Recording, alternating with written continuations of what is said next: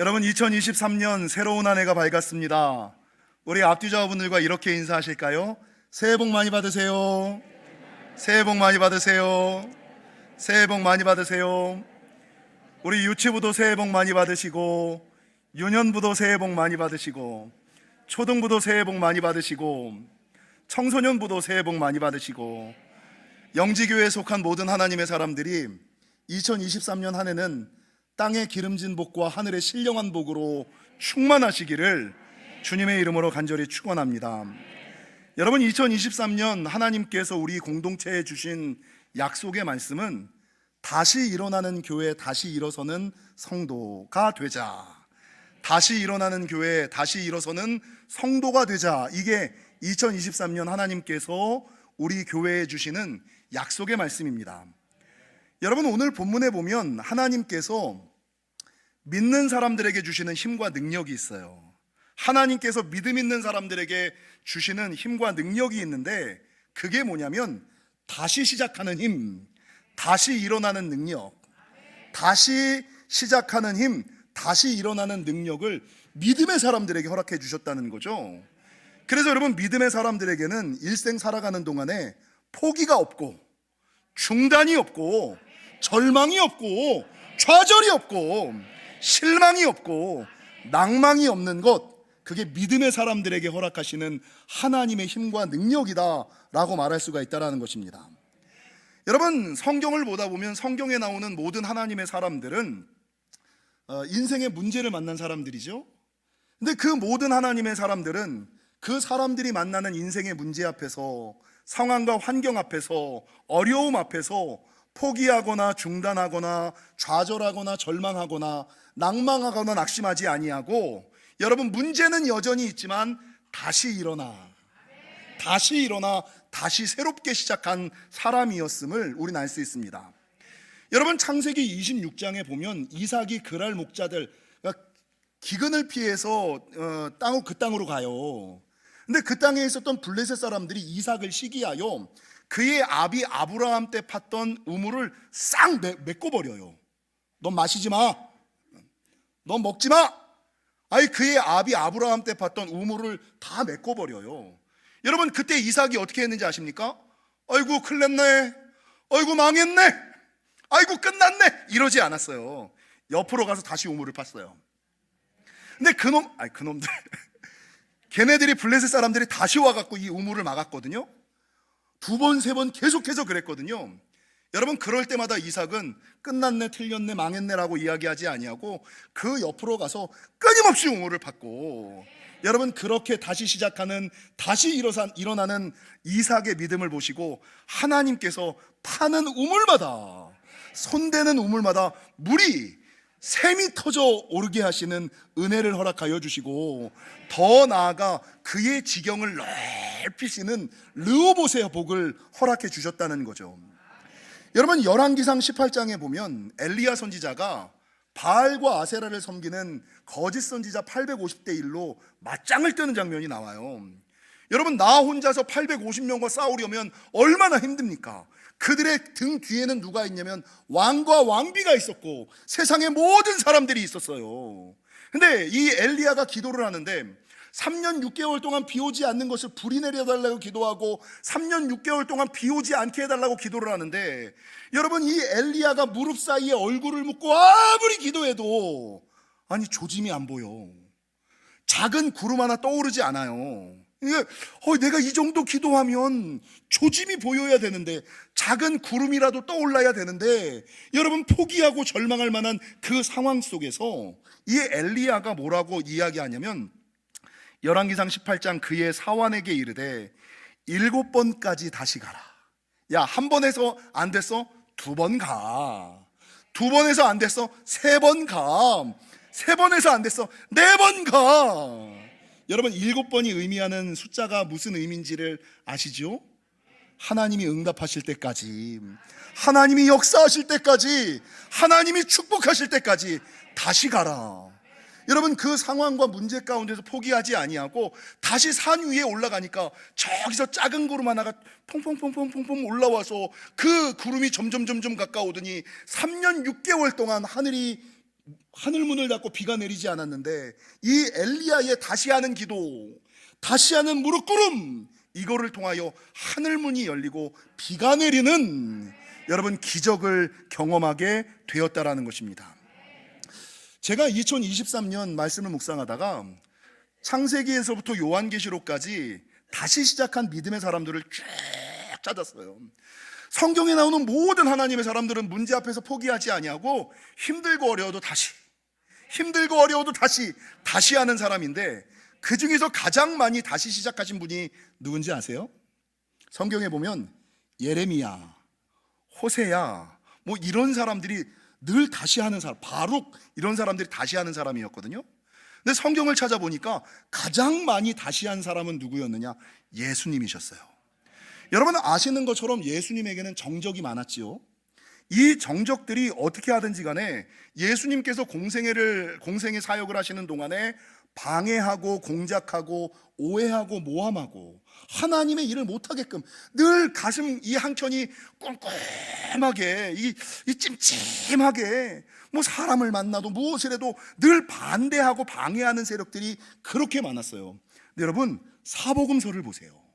사복음서에 보면 성경이 뭐라고 기록하냐면, 그럼에도 불구하고 예수님께서 다시 회당에 들어가시고, 다시 갈릴리로 가시고, 다시 가버나움으로 가시고, 다시 안수하시고, 다시 축사하시고, 다시 하나님의 일들을 십자가에 달리기까지 끝내는 게 아니라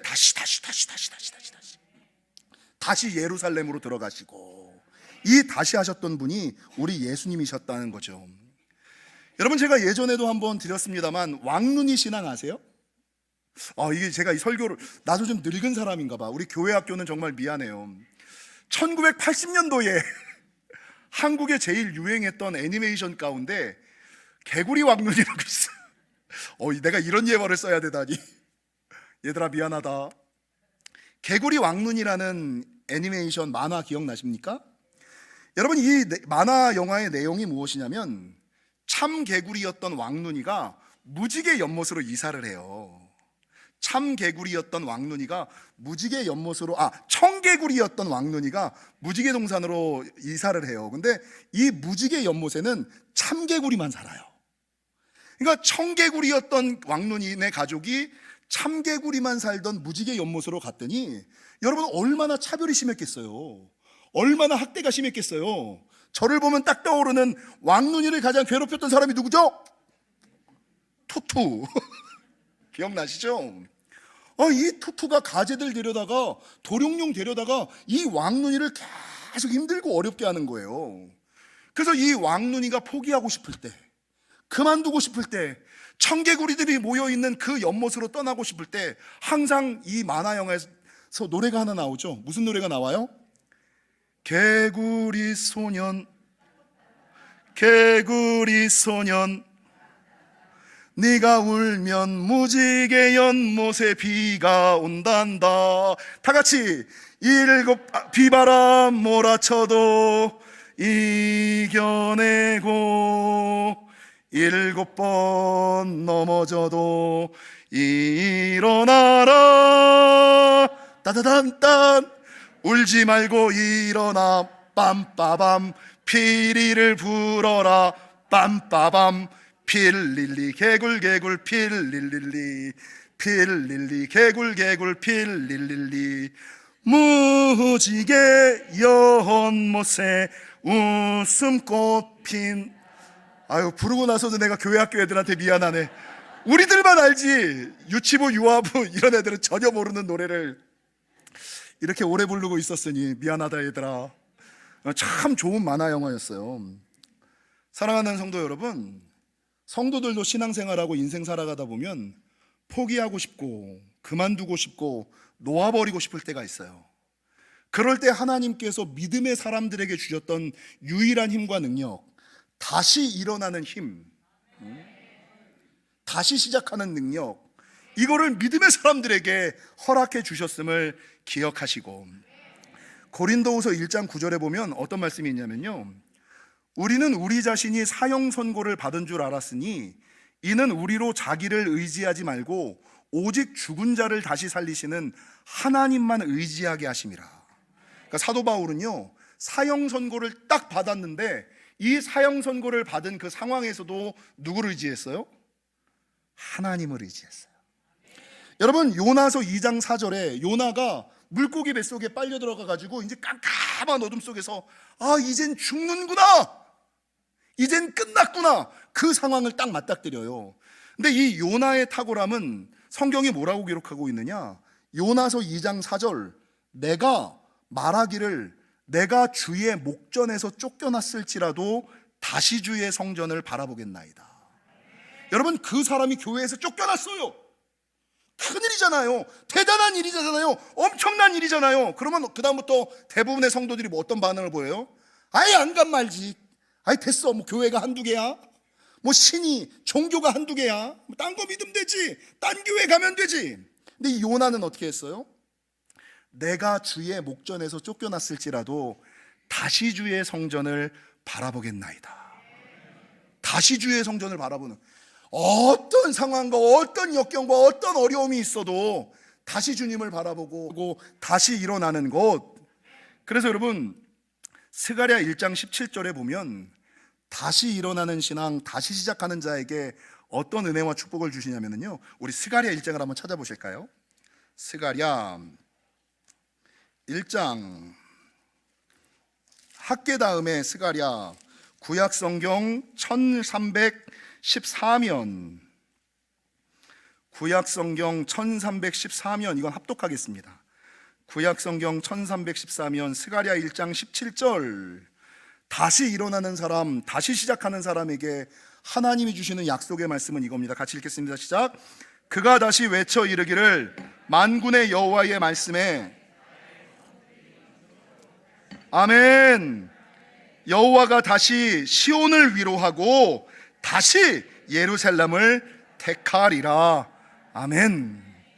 여러분, 힘들고 어려워도 다시 시작하고 다시 일어날 때에 하나님께서 다시 풍성케 하시고 다시 위로하시고 다시 하나님이 임재하시고 역사하시는 놀라운 은혜와 축복이 있음을 기억하시고, 여러분, 코로나도 지났잖아요. 이전 모든 것은 다 끝났어요. 과거의 것에 매달리지 마시고 조금 힘들고 어려워도 다시 일어나시고 다시 시작하셔서 다시 풍성케 하시는 놀라운 은혜와 축복을 경험하시는 저와 여러분이 되시기를 주님의 이름으로 간절히 축원합니다. 우리가 새로 시작하는 마음으로